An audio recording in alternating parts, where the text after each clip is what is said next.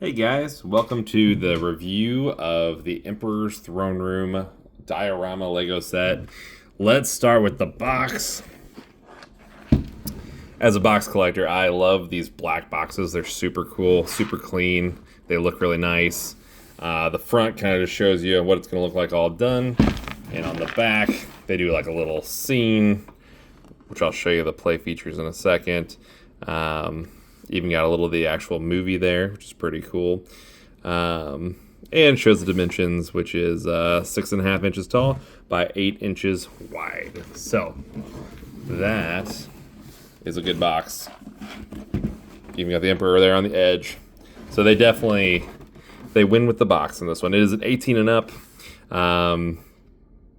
We'll talk about that. This wasn't the hardest build ever, but there are some small pieces involved which younger kids might find hard to do. 807 pieces. Yeah, good little set. I'm gonna say this in total probably took me, if I wasn't filming it, probably took me about 5 hours to do, each step being about an hour.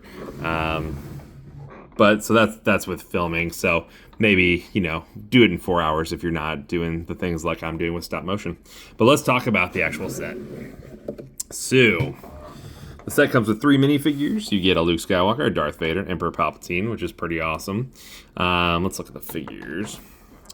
Luke, pretty standard Luke. I believe he's the same one that you get from all the other sets out there. Green lightsaber. I think he only has... No, he does have another emotion back there. Serious Luke. Am I focused? There we go. And then you get Vader. And this Vader's pretty cool because the other Vaders I had, I don't think have this, where it's got the pieces for his respirator being underneath his chin like that.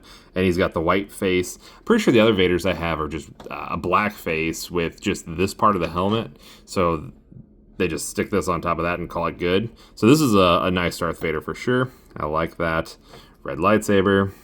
All the stuff on, even the pants. I've had a Darth Vader where the pants didn't have those decals coming down, so I like that. Good little minifigure.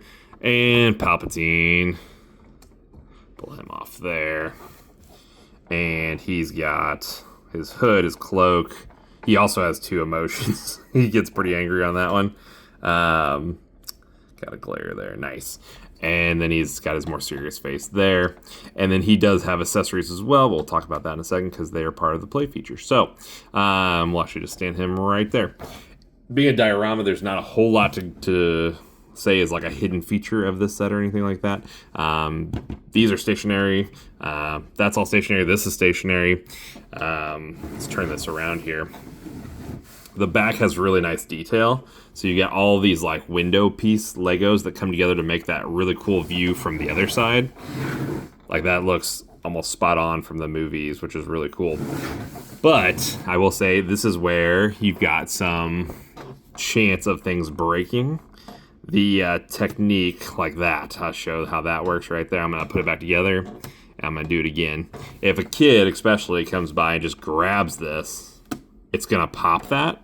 And the technique that was done when we put this together just didn't create a very tall peg for these to go onto.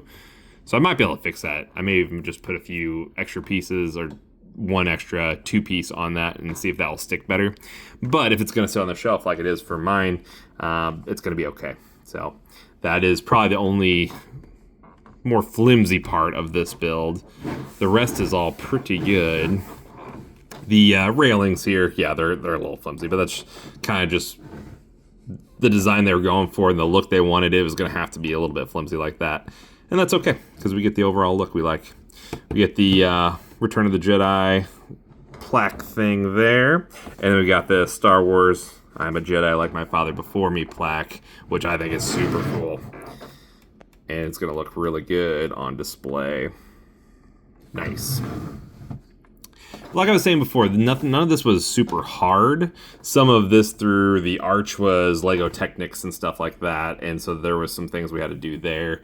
And then these little things, they had lots of little pieces. If you watched my stop motion videos, you saw. I mean, I didn't even do the individual steps with those because it was going to take so long. I just did like clump, clump, clump, clump because this would have taken a long time to do and film and keep it perfect like I do with my stop motion. So, yeah, I mean, overall, not a hard build. It was pretty satisfying to see that arch coming into play. This was super satisfying to see this coming in together. And this is just one piece right here. This is just I don't know if they ever use that piece for anything else or if this is unique. I'm not sure, but also I don't think it should be tilted like that. Oh, there we go. Let's fix it. There you go. I just made somebody happy out there. So there you go.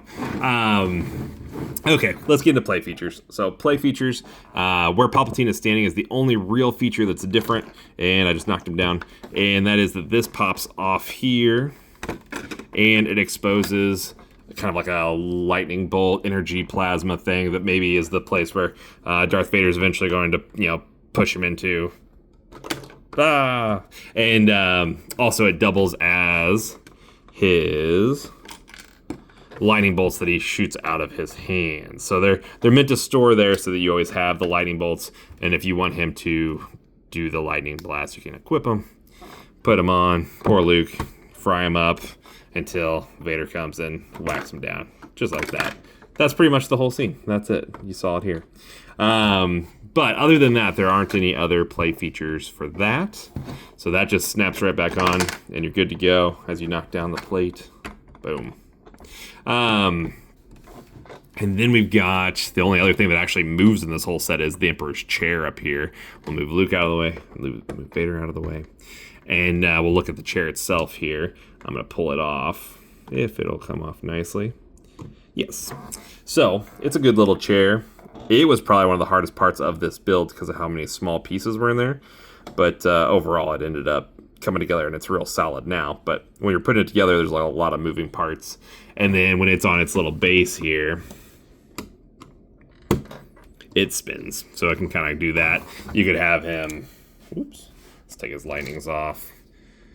And you could have him, looking out at the battle happening outside. And then turn him around. I don't have his feet on there the right way. Let's do it the right way. Just like that. Nice. And so you could be watching that. These guys could be fighting. And you could be like, good, and turn. So you could recreate the whole scene pretty much right here. And I guess these little pegs here do allow you to give Luke the high ground there. And, you know how Vader goes with high ground. It's not good. So that's about it on this set. I think it was a good set, and really this one is a display piece. So if you're looking at this is the iconic moment in Star Wars that I remember when I was a kid. You always thought about that throne room scene, the fleets out there getting obliterated, and in here Luke's still being a Jedi, still being a good guy, trying to turn his father to the light side. So this is an awesome piece. It's going to go good with the other pieces I have, which are like the Death Star trench run, and there's another one down there, but I'll have to go look at it. But they're going to look really nice to each other, next to each other, and definitely think this one is worth a pickup. On some of the comments that you guys have been given, which are pretty awesome, some people are like, yeah, this set is not worth $100, which I do think $100 is pretty steep for what this is, because it is 800 pieces, so that, Lego's roughly 10 cents a brick, and so this should come out more around $80, but you do get the Star Wars tax, so if you can get it somewhere between like that $80 and $90, I do think it's a good set to pick up. And it's one of those ones that you have this on a shelf, people know exactly what's going on. So I like that about it. For kids playing with it, I don't know. I think if you were too hard on this whole thing might start to crack and break. And putting it back together would not be a super fun thing to do. These would definitely get lost and stuff like that. But for a display piece, it's one of my favorite of the dioramas. I'd give this probably like a 8.1 out of 10, and that's really mostly because of just how iconic this scene is. The box also definitely bumps it up a little bit because this is a sweet box. So after all of that, I think that's all I got for you today, guys. So we're going to finish up with that, and I'm going to start a new build tomorrow. Be looking forward for that, and I will see you guys later.